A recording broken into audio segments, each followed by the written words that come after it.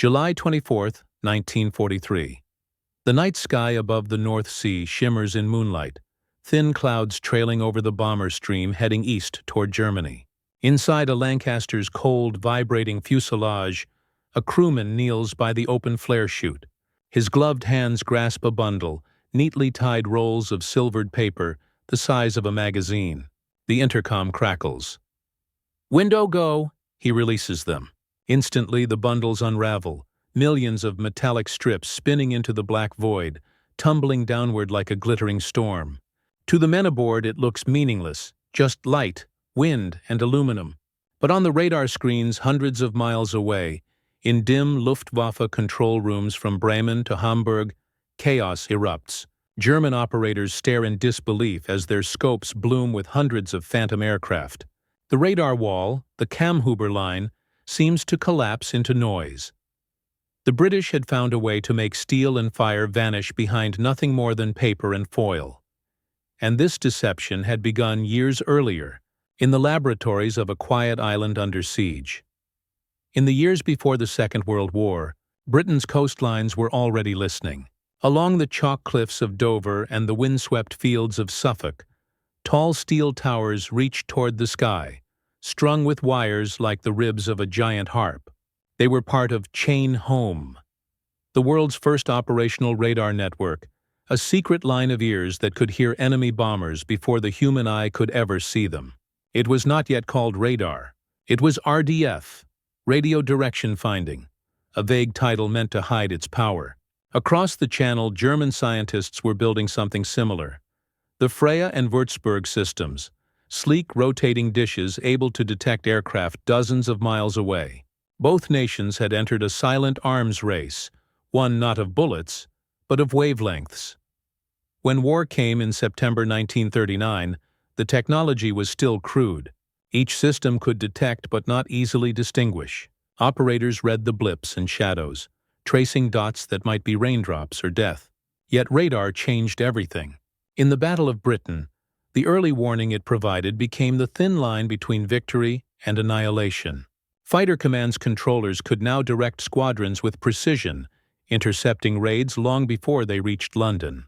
The Luftwaffe had not yet learned to hide from invisible eyes, and Britain's electronic shield had held. But that victory would not last forever. By 1942, the war had shifted from defense to retaliation. The Royal Air Force, under Air Chief Marshal Sir Arthur Harris, had launched its strategic bombing offensive deep into the German heartland. The night became the British weapon of choice, the only protection against radar-directed flak and night fighters. Yet even the cover of darkness was no longer safe. The Germans had built a vast radar defense network called the Kammhuber line, a web of radar zones, or Himmelbett cells, stretching from Denmark to France. Each zone paired a radar with a searchlight battery and a night fighter team. Together they formed an almost perfect trap. When an incoming bomber stream crossed into a cell, German radar would pick it up, calculate speed and altitude, and guide Messerschmitts and Junkers into their prey with surgical accuracy. Losses rose sharply. Some nights, 1 in 20 bombers never returned. On others, whole formations vanished. Every airman in Bomber Command knew the odds were tightening. Harris demanded solutions from his scientists. Anything that could confuse, blind, or overwhelm the German radar wall. But what could match invisible waves, traveling at the speed of light? Inside small laboratories across Britain, in Cambridge, Malvern, and Farnborough, a few quiet figures were already wrestling with that question. Among them was Dr. Reginald Victor Jones, the brilliant scientific intelligence officer whose work in electronic warfare had already saved countless lives. Jones had been tracking German radar for years, analyzing captured sets, listening to intercepted signals, and feeding his discoveries to engineers and mathematicians who worked in secrecy. One of those was Joan Curran, a physicist working at the Telecommunications Research Establishment, TRE. She studied the nature of radar reflection, how certain materials could bounce back radio waves, and began to wonder if radar could be made to see things that weren't there. It started as a small theoretical idea. Radar operates at a fixed wavelength. What if one dropped tiny strips of metal each half that wavelength long? Each strip would act as a miniature antenna, reflecting back a strong signal. A swarm of them could overwhelm a receiver with echoes. The mathematics were clean, elegant, and terrifying. The concept of dipole chaff had been born, a weapon not of destruction, but of confusion. The problem was turning it from idea to action. The wavelength of the German Würzburg radar was about 50 centimeters. That meant the metal strips should be roughly 25 centimeters long and about 2 centimeters wide. They needed to be light enough to float but strong enough to scatter. Curran and her team began cutting thousands of thin aluminum and metallized paper strips, dropping them from test aircraft over the English countryside. Radar sets on the ground immediately filled with false targets. The theory worked perfectly, yet success brought fear. Senior officials in Whitehall hesitated. What if Germany had already thought of this? What if the Luftwaffe used it against Britain's own defenses? If both sides released these strips, radar everywhere would be blinded, and the air war would return to chaos. The weapon was codenamed Window. Innocuous, ordinary, a secret hidden behind everyday words. And for now, it was locked away, waiting for the political courage to use it. As 1943 began, Britain faced a decision that could reshape the entire war in the air. Bomber Command was bleeding, and every night more men vanished into darkness over the Ruhr. The scientists had found their answer, but it sat in warehouses, rolls of paper and aluminum, untouched. What they needed now was permission. And in the months to come, that permission would arrive, not from laboratories, but from the burning skies above Hamburg. By the spring of 1943, Britain's laboratories had solved the physics. Now they had to solve the politics. Window was ready. The tests at Farnborough and Malvern had proven beyond doubt that the strips could saturate radar screens with ghosts. On the cathode ray tubes of the testing stations, a handful of falling foil created the illusion of an entire squadron. But in Whitehall, fear still ruled the conversation. Churchill's scientific advisors, including Lord Cherwell, argued fiercely over its use. If the Germans learned how it worked, they could reproduce it in weeks. Britain's own coastal defenses, the chain home stations, the anti-aircraft radars, the fighter control network, would be blinded in the same way. It was a weapon that cut both ways. The final decision fell to the highest level of command. Air Chief Marshal Harris, commander of RAF Bomber Command, believed that the risk was worth it. Every night, he was sending hundreds of men across the North Sea, and dozens never came back. For Harris, the ethics of Window were simple. If this could save lives and strike deeper at Germany's industrial heart, it had to be used. The scientific objections, he felt, were luxuries. But Churchill hesitated. He feared a new blitz, the possibility that the Luftwaffe could rain confusion over British radar just as easily. For months, the argument raged quietly behind closed doors, while crews continued to die. In the laboratories, the scientists could do nothing but wait. At the Telecommunications Research Establishment, Joan Curran refined the cutting process. 25 centimeters long, 2 centimeters wide, the ideal resonance for Würzburg radar. Each bundle was carefully tied and wrapped in paper to prevent premature scattering. The crews would simply toss them out of chutes or windows at regular intervals. The name Window stuck because it sounded harmless, almost domestic. Few outside a small circle of scientists and air crew would understand that these innocent-looking rolls could blind an empire's defenses. Meanwhile, the Luftwaffe was tightening its electronic web. The Kammhuber line, named after General Josef Kammhuber, had evolved into a complex lattice of radar zones across occupied Europe. Each Himmelbett cell had a pair of radars, Freya for early warning and Würzburg for precision tracking, along with flak batteries and night fighters waiting in the dark. When a bomber stream entered a cell, operators triangulated its position, vectored fighters in, and followed it relentlessly. The Germans had turned radio waves into a weapon. The British, desperate to break that invisible cage, were about to turn the same principle back on them. By mid-1943, British intelligence reported that the German air defense system was near its peak efficiency. The RAF had suffered catastrophic losses during raids on the Ruhr and Berlin. In May, the dam-busters raid proved daring but costly. The following month, daylight raids by the U.S. 8th Air Force over Germany faced intense radar-directed flak. The Allies needed to blind the German eyes, not just once, but permanently. That moment came with Operation Gomorrah, the planned bombing of Hamburg, the largest air offensive ever mounted by the RAF. The operation was designed to cripple one of Germany's greatest industrial centers, the port where U-boats were built and supplies moved. To make it possible, something unprecedented would have to happen. The Air Ministry finally gave approval. Window was to be used. The order was quietly distributed to selected squadrons. Crews were briefed in secrecy. The bundles would be loaded aboard Lancasters, Halifaxes, and Sterlings. Each aircraft carried hundreds of them, stacked like newspapers, marked with instructions. One bundle every minute after crossing the coast. There were no explosives, no fuses, no circuits, just strips of aluminum-coated paper. Yet those strips represented the most revolutionary weapon of electronic warfare the world had ever seen. On the ground, only a handful of scientists and commanders understood what would happen once they were released. Most of the airmen simply followed orders. They had no idea that within hours, their actions would rewrite the rules of modern warfare. The night of July 24, 1943, was chosen. Hundreds of bombers assembled over the East Anglian coast, engines droning like thunder over the sea. Pathfinders would mark Hamburg first, followed by wave after wave of heavy bombers. In the dim light of briefing rooms, pilots and navigators studied maps marked with red lines and targets. The men were tense, aware of the scale of what was coming. Outside, the wind smelled of salt and fuel.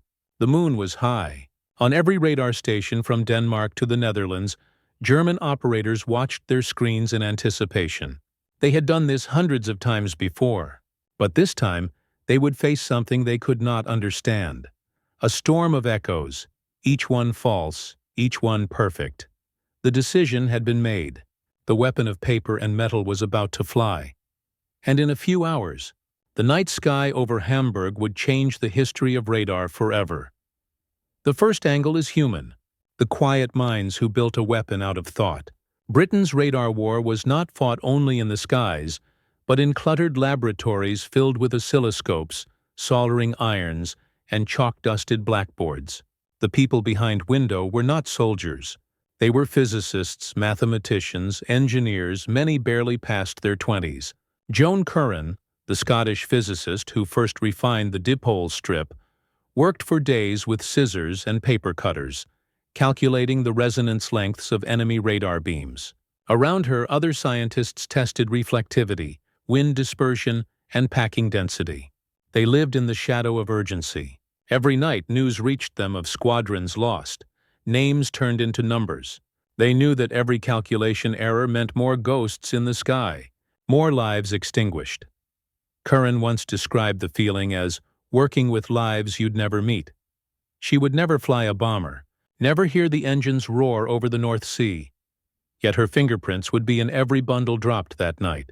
Her colleague, R.V. Jones, coordinated intelligence that revealed which frequencies the German radars used, ensuring the strips were tuned perfectly to the enemy's eyes. It was precision science, but also personal, a fight for survival fought through equations and courage. For the air crews, Window arrived without ceremony. To them it looked absurd, rolls of paper and foil issued alongside flares and bombs. They were told little about how it worked. The briefing was simple: release one bundle every minute once over enemy territory. That was all. In the smoky ready rooms, veterans exchanged doubtful glances. They'd seen radar-guided flak and night fighters claim hundreds of comrades. Could paper really change that? Still, they trusted their orders. There was no other choice. When the first bomber streams carrying Window crossed the German coast, they did exactly as instructed. Bundles were tossed through flare chutes and open windows, spinning away into the dark. Inside the aircraft, the men saw nothing happen. But far below, the tactical effect was instant.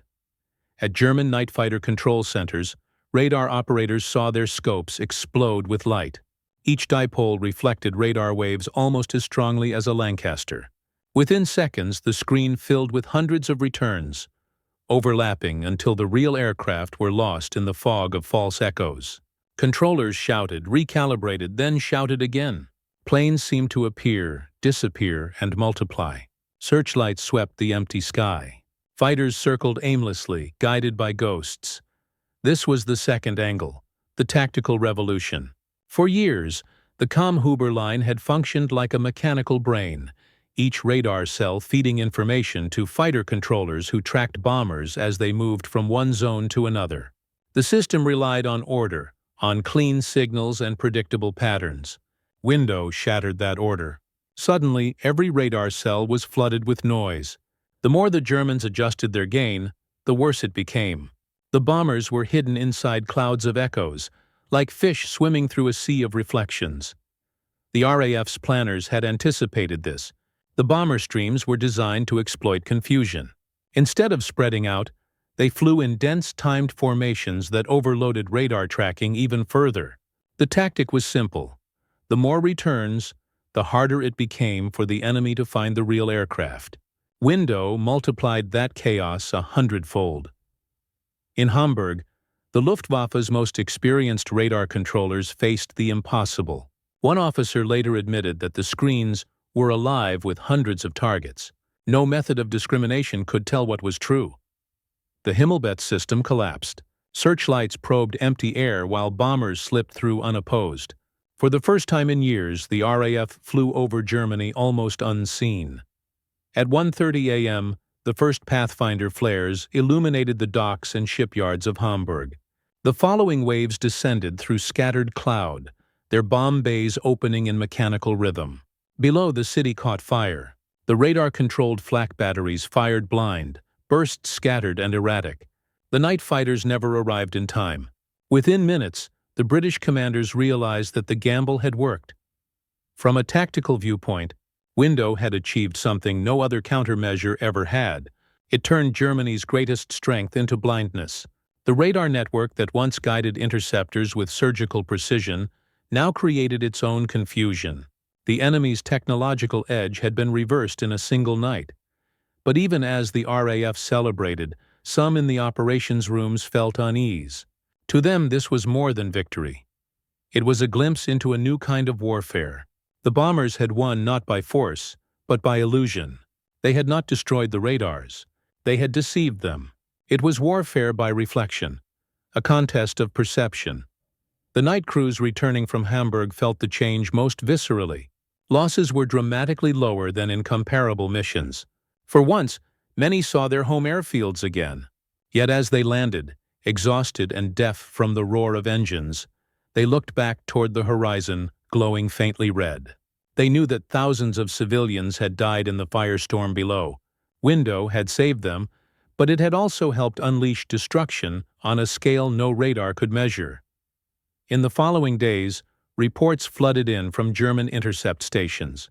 Confusion reigned. Analysts tried to interpret the sudden blindness. Some suspected jamming, others atmospheric disturbance.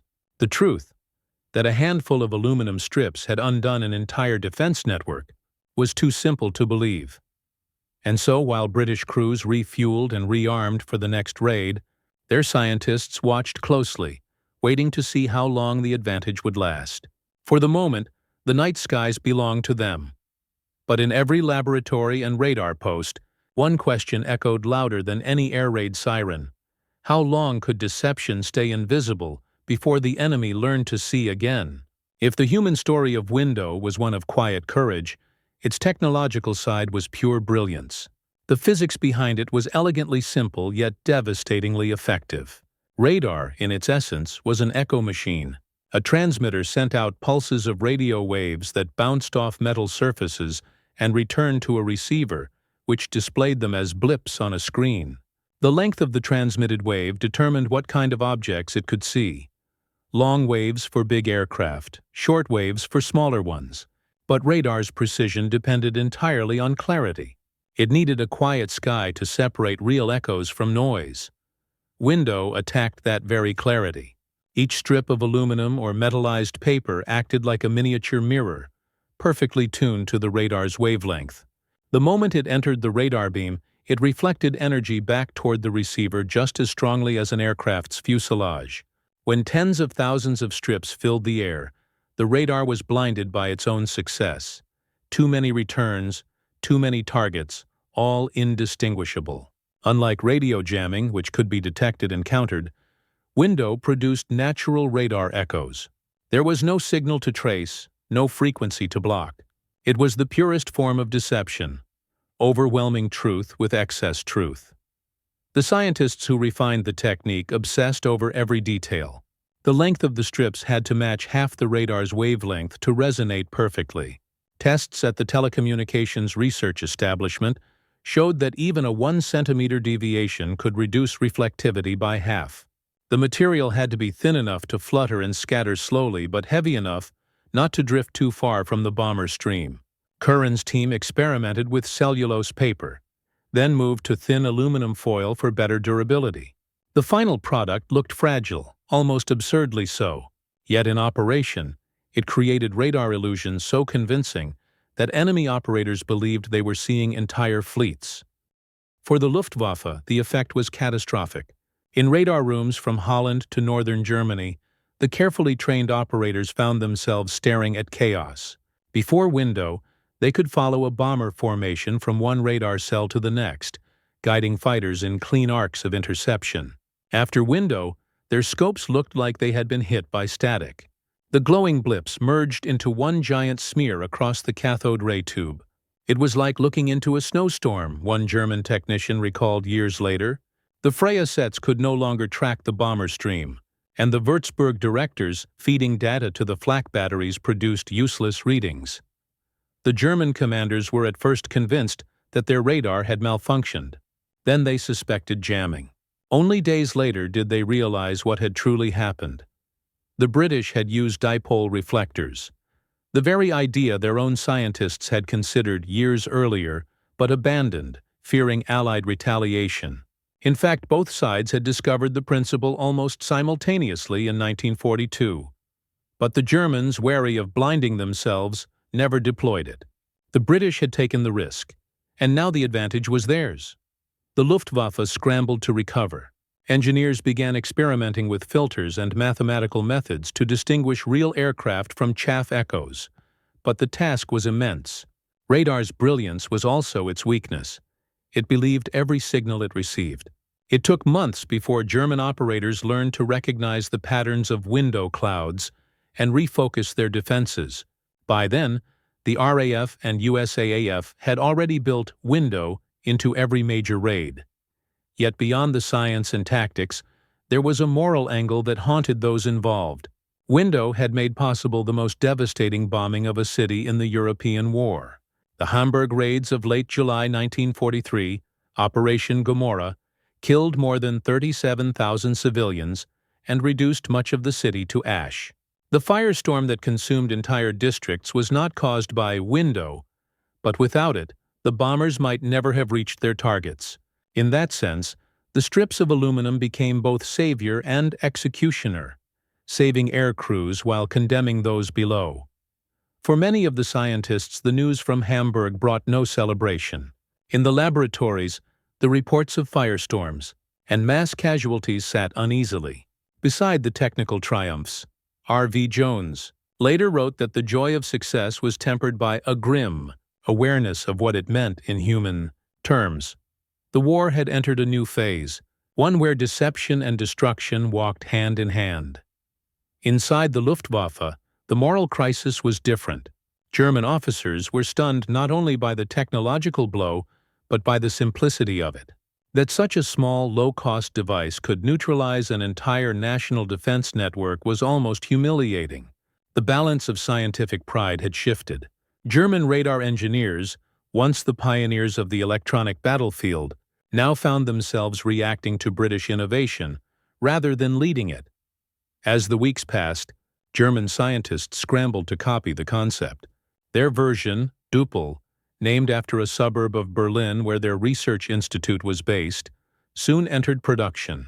By September 1943, they had stockpiles of their own chaff, though it was used sparingly and often too late to matter.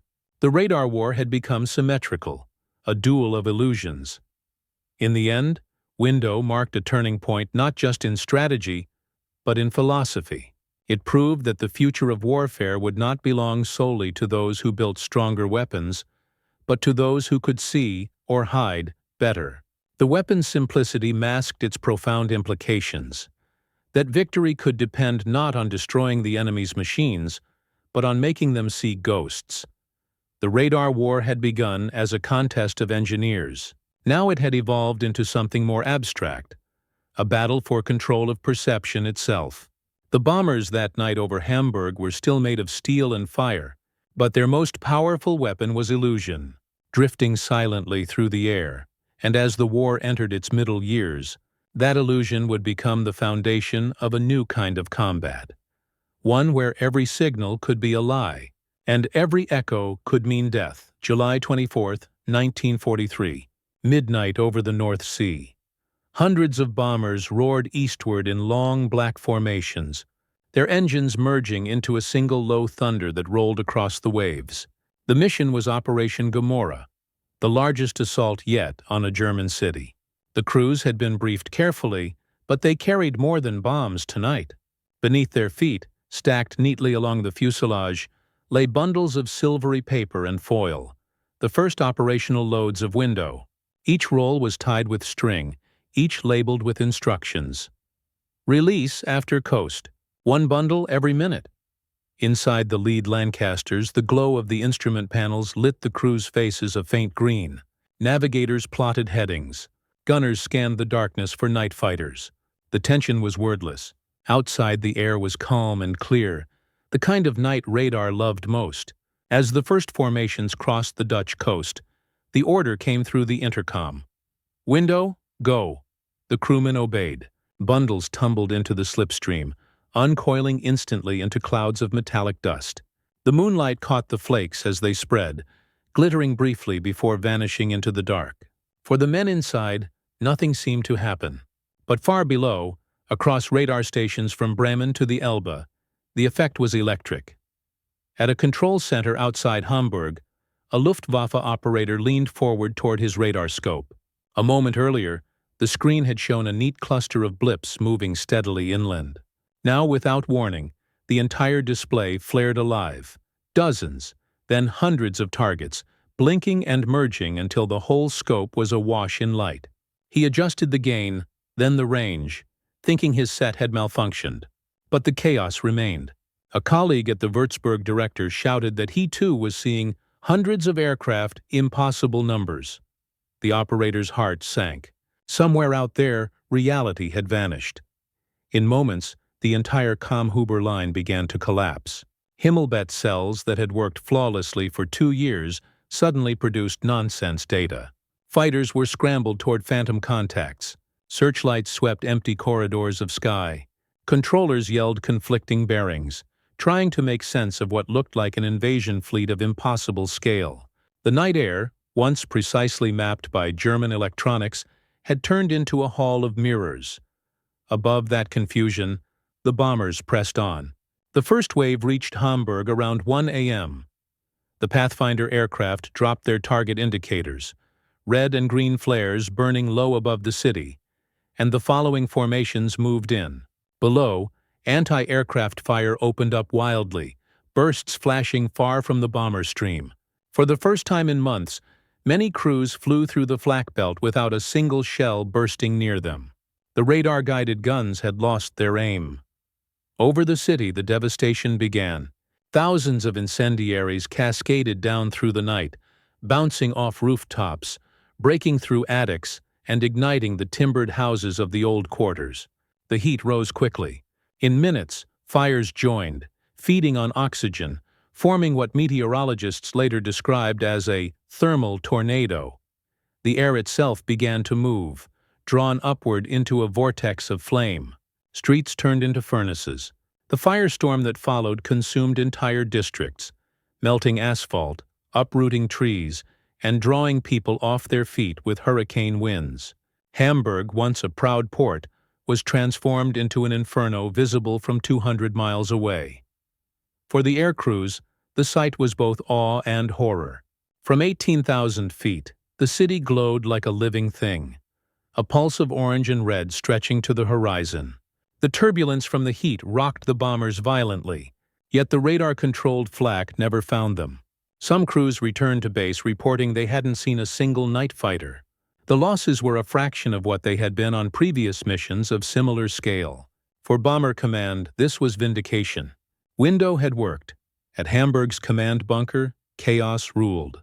The radar stations feeding the city's defense grid were useless, their screens flooded with ghosts. Reports contradicted one another. The night fighters were in the wrong airspace, chasing illusions. General Kamhuber himself, when informed of the situation, could scarcely believe it. He suspected some new kind of jamming, yet no enemy radio signals were detected.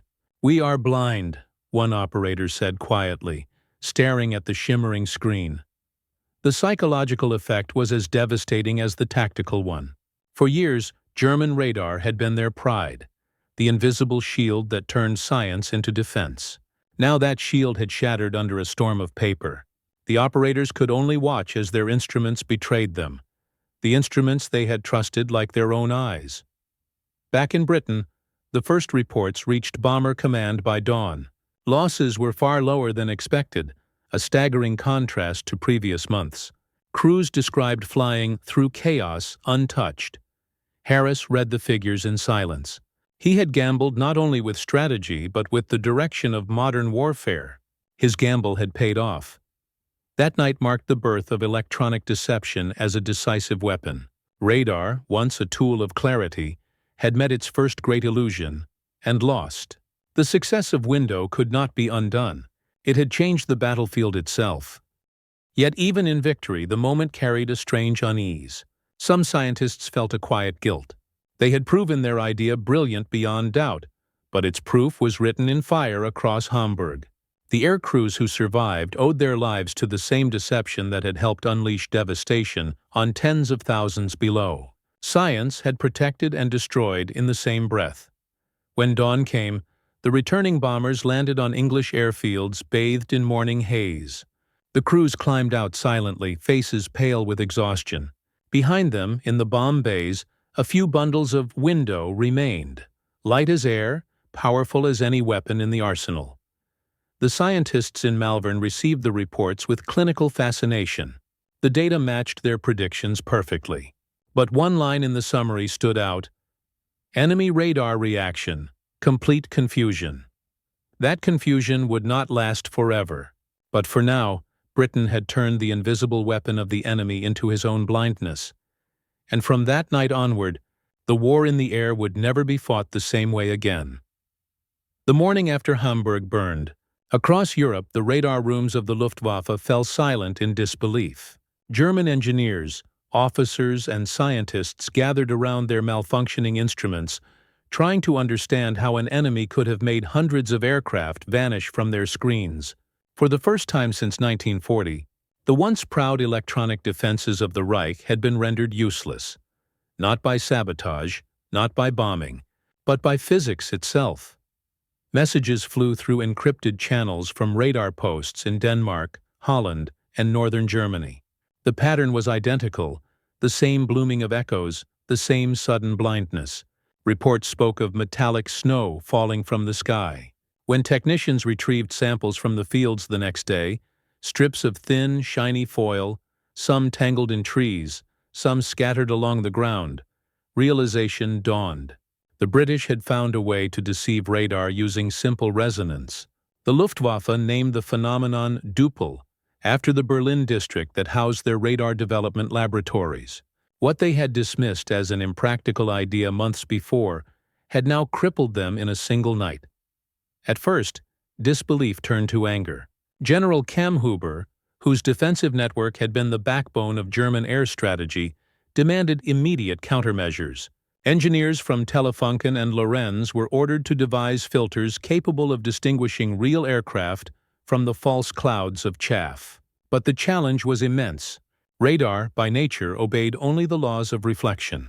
It could not be taught instinctively to tell truth from trickery. Any attempt to filter out the echoes risked erasing the real ones too.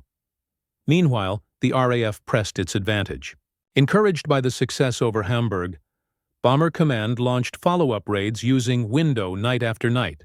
German radar crews, desperate to regain control, switched frequencies, altered beam shapes, and recalibrated gain settings. Nothing worked. The sky above their screens remained filled with shimmering ghosts. The British had found a way to turn invisibility into a strategy. The Americans soon followed. The U.S. 8th Air Force, initially skeptical of British electronic tactics, quickly adopted window, or chaff, as they renamed it, for their own missions over occupied Europe. During daylight raids, the reflective strips helped confuse ground-based flak batteries that relied on radar for aiming. Pilots dropped bundles of foil before and after their formations, creating decoy echoes that drew anti-aircraft fire away from the bombers. By the autumn of 1943, chaff was as essential as bombs or fuel. The technological ripples spread across the Atlantic and the Pacific. The Royal Navy began experimenting with window for use against radar-guided coastal guns and U-boats. In one test, a destroyer surrounded by drifting clouds of foil appeared to vanish from enemy screens altogether. What had started as an air weapon was now redefining electronic warfare across every domain. Inside Germany, panic gave way to scientific mobilization. Radar experts raced to catch up. They reactivated the dormant Doppel project and began mass-producing their own dipole strips for defensive use. Soon, German bombers over Britain released their own chaff to confuse coastal radars. But by then, it was too late. The Allies had already learned to adjust. Their radars filtered the clutter. Their observers recognized the patterns. The advantage of surprise was gone. And with it, the aura of invincibility that once surrounded German radar. By early 1944, the radar war had evolved into an intricate game of adaptation. Each new countermeasure triggered a countermeasure. The British developed better radar receivers that could partially see through chaff clutter, while the Germans experimented with pulse discrimination and Doppler filtering. The battle for the airwaves had become as complex and relentless as any ground campaign. The difference was that now, it was fought not with guns, but with mathematics, waveforms, and timing. In the command rooms of Bomber Command, the lessons were being written down. The planners realized that electronic deception worked best when paired with concentration. The bomber stream tactic, hundreds of aircraft packed tightly along a single route, had been validated. When combined with window, it overwhelmed both the enemy's radar and his ability to respond coherently. From then on, every major raid incorporated some form of deception: radar jamming, navigation beacons, false flares, or chaff. For the men who flew those missions, window became routine, another ritual in the sequence of war. Before takeoff, ground crews would load the bundles in neat stacks. Once over the coast, a crewman would throw them out at timed intervals, his motion rhythmic, almost mechanical. It became as natural as breathing. The science behind it was invisible to them, but they trusted the silver rain falling from their planes to guard them against unseen eyes. Back in Germany, the loss of radar supremacy had profound psychological consequences. The radar operators, once regarded as elite technicians, were now treated with suspicion. Some commanders accused them of incompetence. Others demanded impossible precision amid the chaos. Morale plummeted. For the first time, Luftwaffe pilots began referring to their night battles as fighting blind. Even the most skilled aces could do little when their guidance vanished into static. The Allied scientists, observing from afar, realized that something fundamental had changed. Window had proven that dominance in war no longer depended only on firepower or armor. It depended on information, on the ability to perceive and to deny perception. Radar had opened a new dimension in warfare, and window had turned it into a weapon of deception. The electromagnetic spectrum had become a battlefield in its own right. As 1943 gave way to 1944, window spread beyond Europe. Over the beaches of Normandy the following June, Allied ships released massive quantities of chaff to create phantom invasion fleets on German radar. Dozens of imaginary convoys appeared to approach Calais, while the real one closed in on Normandy. It was the Hamburg trick repeated on a grander scale. A war of ghosts waged in the ether. For the scientists who began it, there was a quiet irony. What had once been a desperate experiment to save bomber crews had evolved into a cornerstone of modern warfare. Window no longer belonged only to Britain. It belonged to every military power that understood the art of invisibility. By the time the war neared its end, radar deception was everywhere. In the skies, at sea, even in the countermeasures of V-weapon defenses. What began as a few rolls of aluminum had rewritten the balance of technology and trust. The world had stepped into a new era where truth could be hidden in plain sight, and survival depended on who could lie better to a machine. The night over Hamburg was only the beginning. Within weeks, Window had transformed from a secret experiment into standard practice. Every major bomber operation now carried it. Bundles upon bundles of silver strips, cut to precise lengths, stacked alongside bombs and fuel. What had once been a fragile scientific gamble became an operational doctrine. The results were immediate, measurable, and astonishing. Before Window, the average loss rate for RAF Bomber Command's deep raids hovered around 6 to 7% per mission. It was a grim arithmetic. Out of every 100 aircraft, 6 or 7 failed to return. For a squadron flying 20 missions a month, that meant near certain annihilation over time. But after Hamburg, the numbers dropped dramatically. During the next series of large-scale raids in August and September 1943, losses fell to roughly half the previous rate. Crews noticed the difference. Night after night, more aircraft made it home. Operational analysts at High Wycombe began compiling the figures. They compared radar and searchlight activity, plotted interception times, and correlated flak accuracy. The pattern was clear. Window didn't just blind the enemy radar. It paralyzed the entire defensive chain. The German night fighter system depended on timing and coordination. When radar faltered, the whole structure collapsed. Fighters arrived too late, flak fired too high or too low, and radar-controlled guns wasted ammunition on illusions. Bomber Command's leadership recognized the scale of what they had unleashed. The bomber stream, hundreds of aircraft flying along a narrow corridor, was no longer suicidal. It was protected by an electronic cloak. Commanders could now plan larger, deeper, and more concentrated raids with a level of confidence unimaginable months before.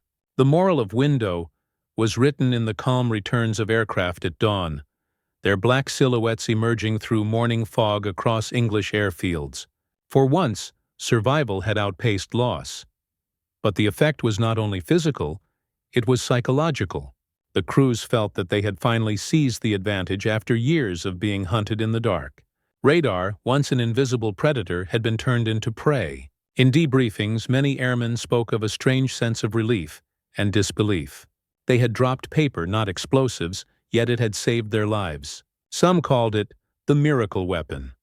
For the German defenders, the same period was one of despair. In the early weeks following Hamburg, radar control centers reported wildly inconsistent readings. The chain of command, once so precise, disintegrated into confusion. Night fighter pilots often arrived to find nothing. Empty skies where radar had promised hundreds of bombers. Ammunition was wasted on phantom targets. Even the most disciplined units began to lose confidence in their instruments. To the operators who had spent years mastering radar's language of echoes and traces, it felt like their entire profession had been undone overnight. Reports from the Luftwaffe's technical branch confirmed what the crews already sensed. Their eyes in the dark no longer worked. Engineers at Rechlin, Germany's main test center, conducted experiments dropping chaff from their own aircraft. They verified that the British method was flawless. The German word "Dupel" was officially adopted, and within months, their factories were producing tons of the same metallic strips. But imitation could not restore confidence. The Allies had already adapted, adjusting radar filters and deploying visual and acoustic aids. The edge that Window had given Britain could not be easily reclaimed. Still, the weapon's influence spread beyond the immediate tactical gain. The RAF's success forced every air force, friend and foe alike, to rethink what technology meant in modern war. The age of mechanical strength and armor was giving way to an era of invisible duels, of beams, signals, and counter-signals.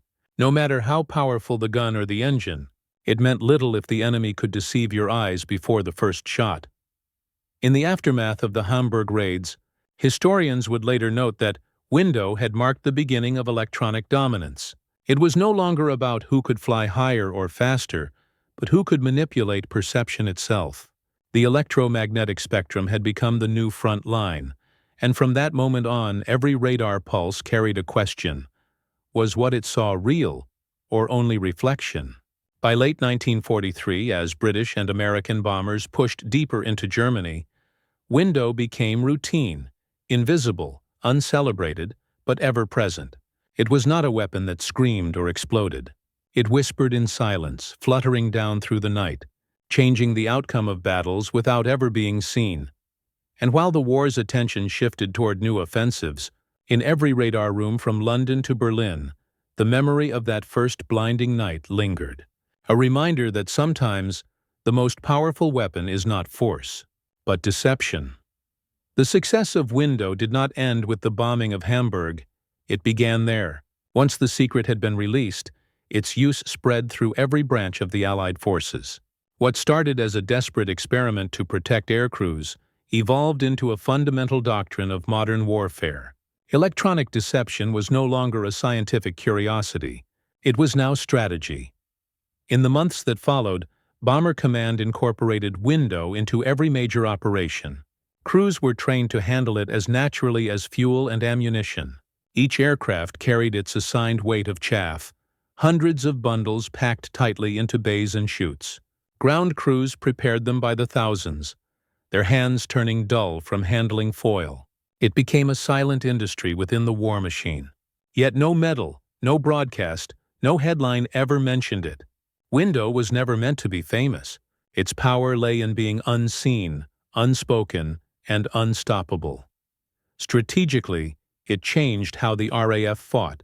With Window as a shield, Bomber Command could launch larger, deeper raids over the Reich, confident that radar-directed night fighters could no longer intercept them effectively. Cities once deemed too dangerous were now reachable. Industrial centers like Berlin, Leipzig, and Kassel came under heavier bombardment. The Allies, for the first time, dictated the rhythm of the air war. The German defenses, once organized and scientific, had been reduced to guesswork. Controllers reverted to visual observation and sound triangulation, primitive methods in a war that had already become technological. Meanwhile, the United States Army Air Forces adopted the principle for daylight operations. Their formations, often flying at high altitudes through clouds of flak, used chaff to confuse radar-guided guns. It didn't make them invisible, but it reduced the precision of German artillery. Pilots described watching the silvery debris drifting through sunlight, sparkling like snow at 25,000 feet. In the blinding brilliance of day, deception looked almost beautiful. The Navy soon followed. British and American ships began deploying chaff rockets, small canisters that burst in the air, releasing foil clouds to obscure entire fleets from coastal radar. During the D-Day invasion in June 1944, the Allies used it to perfection. As the real invasion fleet sailed toward Normandy, other squadrons launched chaff corridors along the French coast near Calais, creating phantom armadas on German radar screens. The deception worked flawlessly. The Germans, convinced that the invasion was coming at Calais, delayed redeploying their reserves. Hours of confusion bought with nothing but strips of aluminum changed the course of the war. By the war's final year, every major power had their version of chaff. The Germans produced Duple, the Japanese developed Gimonshi, and the Americans refined their designs into radar-reflective ribbons of various lengths for different frequencies. The concept had transcended its origin, a universal tool for a universal problem: the struggle to see truth amid noise. For the British scientists who created it, Window became a quiet legacy. Joan Curran returned to academic life after the war, her contribution largely unrecognized for decades. R.V. Jones continued to advise the government on intelligence and wrote later that the simplest ideas are often the most decisive. Neither had sought fame.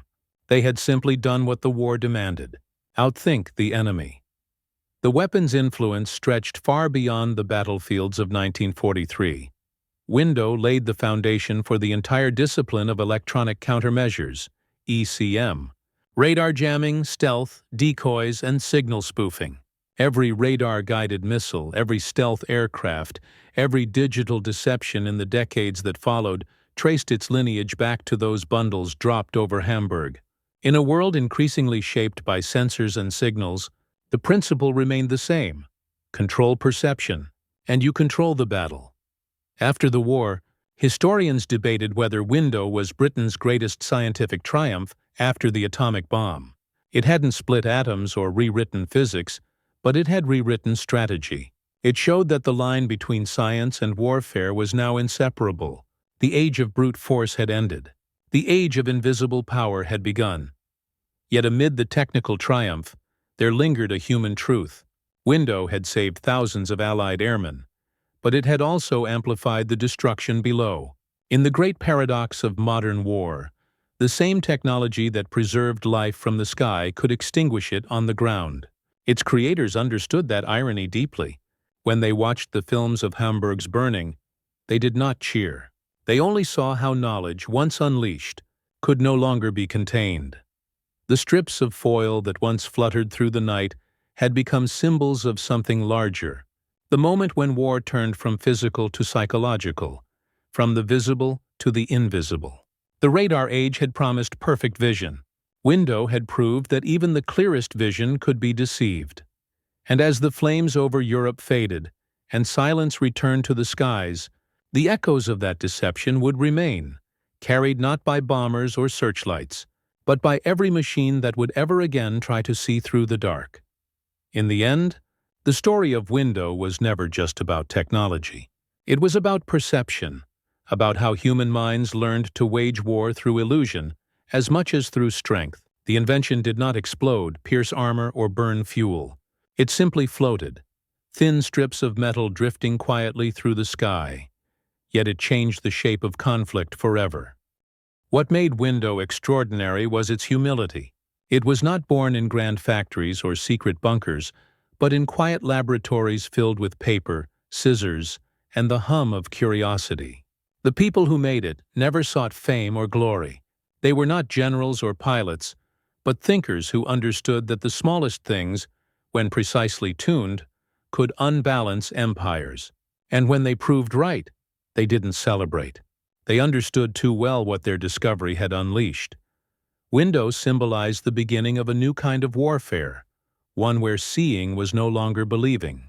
The battlefield had expanded beyond geography into the invisible world of signals, echoes, and deception. From that moment onward, every war would be fought not only with weapons, but with information, what the enemy saw, what they thought they saw, and what they were made to believe. For the men who dropped those first bundles over Hamburg, the sound was nothing more than wind rushing through an open hatch. They couldn't know that, in that moment, they had released the future. The birth of electronic warfare, of stealth, of all the silent duels that would define the modern age. And so the legacy of Window endures, not in monuments or medals, but in every unseen ripple of the electromagnetic spectrum. Each echo, each signal, each flicker on a screen carries its shadow, a reminder that truth in war has always been fragile.